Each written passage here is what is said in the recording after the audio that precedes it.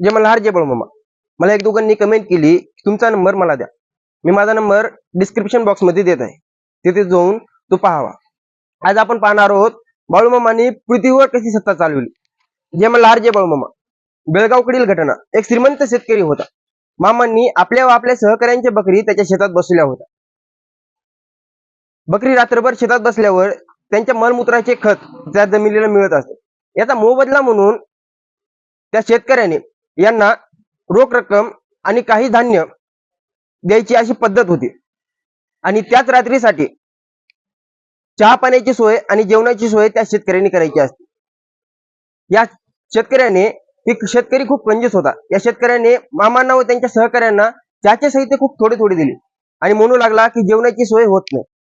मामा संतप्त झाले, त्यांना राग आला आणि मामा आपल्या पायातील चप्पल हातात घेतली आणि जमिनीला 3 वेळा मारत म्हणाले, ह्या शेतकऱ्याला इथून पुढे 12 वर्ष सर्व खर्च वजा जाता.